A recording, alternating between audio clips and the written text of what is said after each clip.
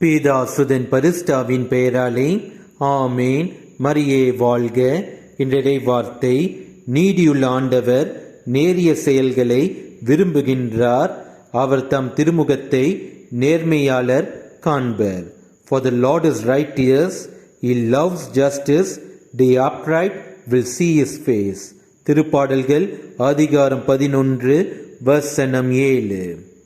பாவத்தோடு கடவுள் இயேசு கிறிஸ்துவை காண முடியாது, உணர முடியாது, நெருங்க முடியாது. உண்மையான பாவத்தை உணர்ந்து மனஸ்தாபப்பட்டு செய்த பாவத்தினால் பிறருக்கு ஏற்பட்ட விளைவுகளை, பாதிப்புகளை நினைத்து உணர்ந்து மனம் வருந்தி செய்த பாவத்தையே திரும்ப செய்யாமல் நேர்மையோடு வாழ்ந்தால்தான் கடவுள் இயேசு கிறிஸ்துவை நம் வாழ்வில் காண முடியும். அவர் நம்மில் நன்மையான காரியங்களை அவரால் செயலாற்ற முடியும். உள்ளத்தில் உண்மையான மனமாற்றம் ஏற்பட வேண்டும். இதற்காக நம் கடவுள் இயேசு கிறிஸ்துவிடம் ஜெபிப்போம். இயேசுவுக்கே புகழ். மரியே வாழ்க.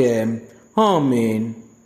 செம்மறியின் விருந்துக்கு அழைக்க பெற்றோர் பேறு பெற்றோர், அவ்விருந்தை உண்டிட சென்றிடுவோம் இன்பம் பொங்க.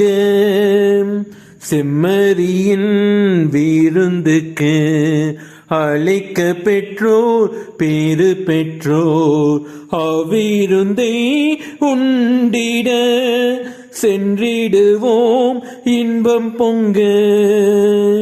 இறைவன் தரும் விருந்திடு அதை உண்ண தடையென, உரைய வரும் இறைவனை நாம் ஏற்க தடையென. இறைவன் தரும் விருந்திடு அதை உண்ண தடையென, உரைய வரும் இறைவனை நாம் ஏற்க தடை என்ன. உள்ள கடவு திறந்தது அதனுள்ளே வாழுவாய், உவகை என்னும் ஒளி கொணர்ந்து என்னை ஆளுவாய். செம்மறியின் விருந்துக்கு அழைக்க பெற்றோர் பேறு பெற்றோர், அவ்விருந்தை உண்டிட சென்றிடுவோம் இன்பம் பொங்க.